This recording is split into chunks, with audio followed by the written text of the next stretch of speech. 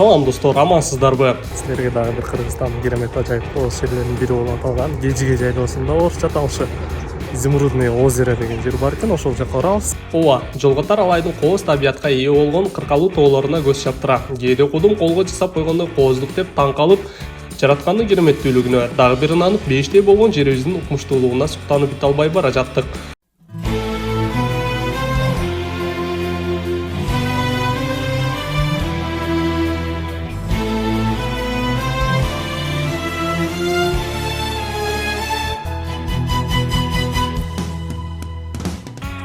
Болжолду Ош шаарынан 2 саат аралыктан кийин Кежиге айылына жетип, көп алыстай электе эле көзгө дара ушундай боз үйлөр туш келди. Бул жерден Кытайга кетчү чоң жол алакынга салгандай көрүнүп турат экен. Демек бул унаасыз деле таксиге отуруп же жолдон бул жака сапар алган машина менен деле келип кетсеңиз болчудай.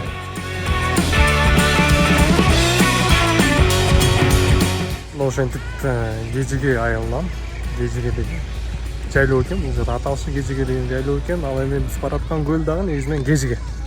Ушул жерди жайлай ушул айылдын тургундары келишип, азыр боз үйлөр тигип, буга чейин мынчалык көп эмес эле. Жылдан жылга ички туризм да өнүгүп, аябагандай көп инсандар кызыгып келип, ушул көлдү көрүүгө. Анан ошентип баягы туризм жаатында дагы тайын боз үйлөр тигип, кызматтарын көрсөтүшөт экен. Жакшы, керемет.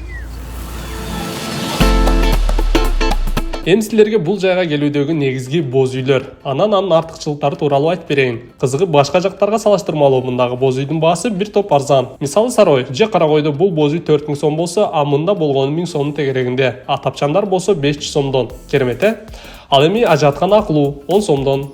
Ат минүүнү кааласаңыз 10 мүнөтү 200 сом, 1 сааты 1200 сомду түзөт. Кызыктын эң кызыгы мында дүкөн бар. Дээрлик бул жакта керектүү бардык нерсени тапсаңыз болот. Бисмилlah деп элиге кошулуп Кежигени көздөй жөнөт экен.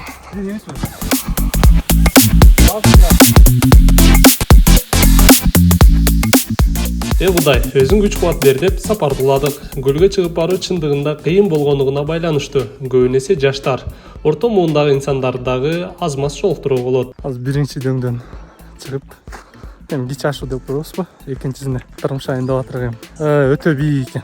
Анан албетте спорттук көнүгүүлөрдү жасап, денени жебитип алып чыксаңыз кыйла жеңил болчудай.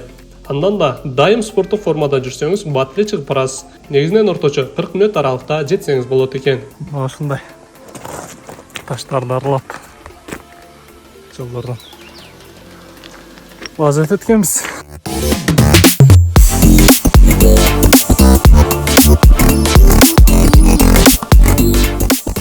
Акрайга ушунча жол жүрүп, жолдун жарымына чарчап чыгып келдик. Жолдун жарымына чейин ушундай бийик экен чыгыш. Ал эми мындан бuyana тегиз эле. Эң кейиштүүсү, жолготар мына ушундай таштандыларга туш боло берет экенсиз. Муну башка жактан келген турист таштабайт. Өзүбүз кыргыздар кылабыз. Эгер көрктүү жерлерибизде аз-аздан ушинтип таштанды таштай берчү болсок, биз кантип туризмдин мекенин айланабыз.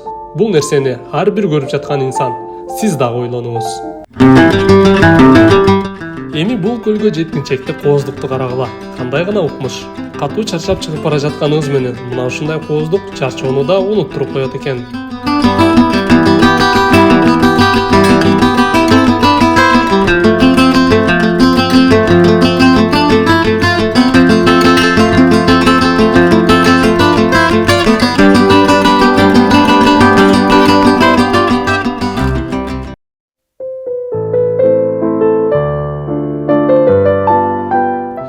Бах черкен, караңыздарчы, не бир көз жоосун алган кооздук.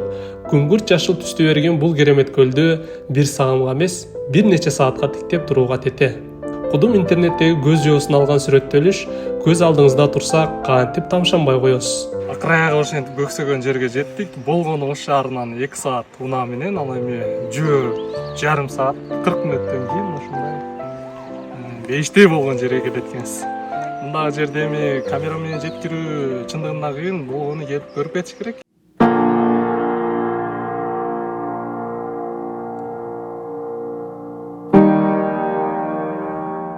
Элдин айтыштары боюнча бул жерге эстрада жылдызы Гүлназ Чыныбекова келип клип тартып кеткенден кийин изумруд түстү деп Изумрудное озеро мына ошондон аталып калыптыр.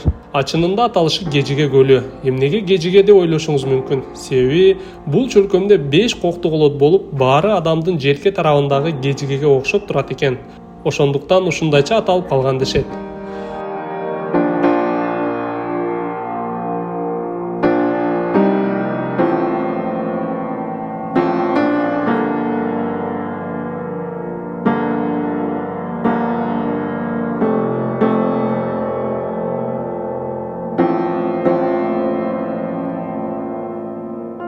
Башта көрсөткөндөй, бул жака көптөгөн ички эле эмес, сырттан келген туристтер да көп. Алардын бири Юрий буларга токтолду.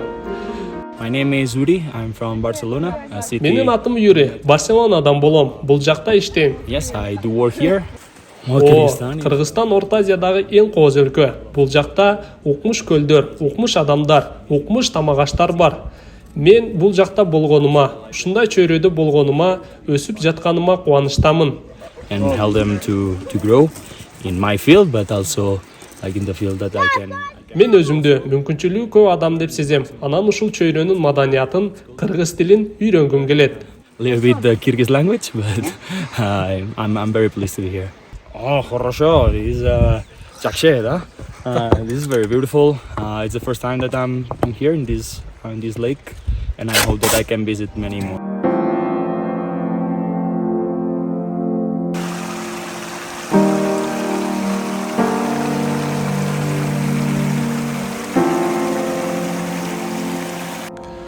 Мында келген туристтерди өзүнө тартып турган көл эле эмес, аска боорунан ургуштап алып чыккан шаркыратма. Бул суунун муздактыгы тишти какшатат. Анан да мындан түшкөн суу эч бир кайда агып кетпей, көл түбүнө сиңип кете берет. Мына шаркыратманын суусу ушул жактан түшөт экен. Мустак дейт азыр. Кармап көрөбүз эми. Шындығында мұстақ екен аяғы. Анан тұнық таза.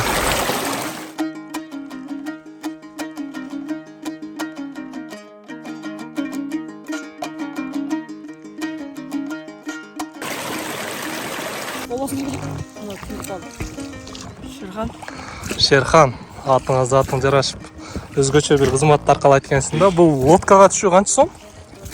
15 минутасын 200. 200, Сагат мага барып келиши. Азыр барып, бизди таштайсың, андан ары ал жактагыларды бери алып келесиң, Замат. Бул жерде качандан бери ушундай лодка менен ташып жүрөсүң? Былтырдан бери. Былтырдан бери. Дайыма эле күн сайын туристтер келеби же дем алыш күндөрү элеби? Күн сайын келет эми, дем алыш күндөрү көбүрөөк келет да. Байкашымча могу турган боз үйдө жашайт окшойсуңар, Ооба. Ушул жерде баарын салып, ушул жерден атайын туристтик кызматты көрсөтүп турбайсыңарбы? Ана жолдо келип атып жана мусорларды көп көрүп калдык да, азыр да мусор атайын урна жасап атыпсыңар. Өзүң терип турасыңбы ошондой мусорларды? Ооба, эми терип баштадым, ошо эми жасап баштадык да биз. Ушу келген туристтерге не деп айтат элең? Ушу келсе, сууну таштап, бир тынч ойноп, кайтара кетсе жакшы болот эле. Жакшы, Азамат. Мына ошентип бизди Шерхан шаркыратмага алып кетип атыр. Көлдүн үстүндө адреналин алып аткан учурубуз. Келген инсандарга дагы ушул жолгон берки өттөн аркы өткө өтүш үчүн эч кандай баягындай жол жок экен. Жалгыз гана ушундай лодка менен жол болсо сүзүп өтүшүңүз керек болот экен да. Анан ушундай отурууну сунуштайм. Сонун бир сезимди, өзгөчө бир учурду тартуулайт экен. Мына ушул жактан келгенбиз. Көлдү көрдүк эми. Могу арчаны көрдүк эле могу жерден ошону. Ошол жактан да эстикке битти көрсөтүп коелу деп чыгып кетип атырмын. Бул жака чыгыш үчүн ушундай тикеден чыгышка туура келет экен. Эми көптөр кандайдыр сыныш кылбайм, ушундай жүрмөлөп таштан ташка акырын кармап. Күч кубатты да бир топ алып коет экен. Бу жерде дагы бир жаныбардын оязы. Мына ушинтип көксөгөн жерге жеттик. Үстүнөн караңыздарчы кандай Кооз кандай кереметтүүлүк ошол менен катар гана абанын ылдуулугу жана шамал өзгөчө кереметтүүлүк жана Украинадан келген турист. Валентин. Озеро отличное, прекрасно, на высоте 2900 или 3000 метров. Озеро очень прекрасное, вид классный и, вообще очаровательное. Одно из красивейших озер, которых я там, в принципе, посещал.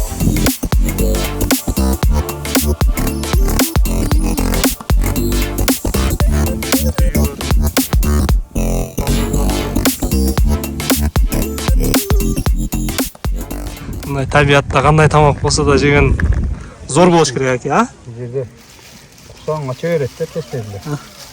Ауа биік та. Бирок батпай коюп каласыз.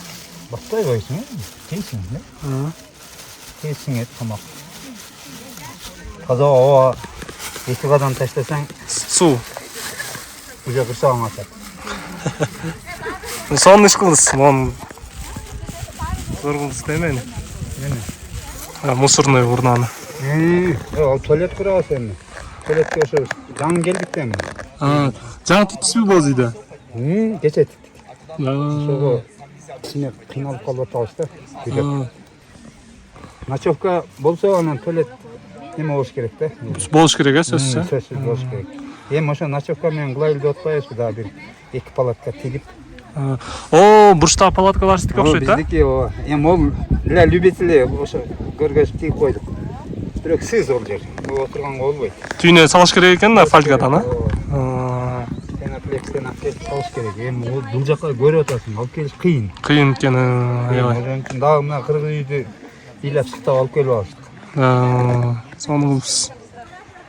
Бияктан эми туристтер телей бересиз да. Кудай кааласа. Азыр жаңы баштап аткан болсоңуз, эми буюрса сизге келип, кайрылып конок болуп кетет экен да туристтер, а? Жакшы. Рахмат чоң, ийгилик.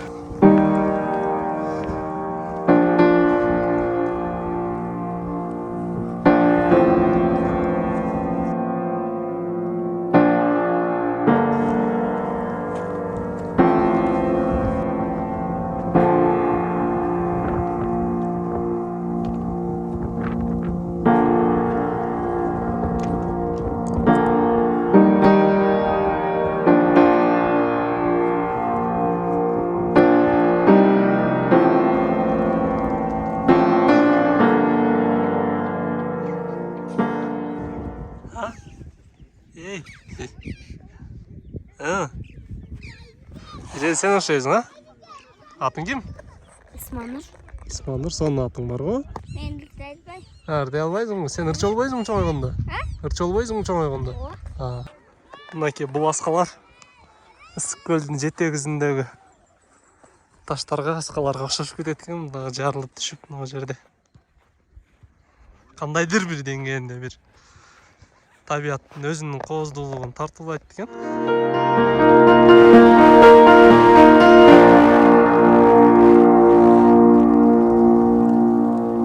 Ушинтип жумуктугудай Кежиге көлүнө болгон сапарыбыз да соңуна келип жетти. Буюрса, алдыда дагы ушундай Кыргызстандын кооз керемет аймактарынан жолугушканга чейин аман туруңуздар.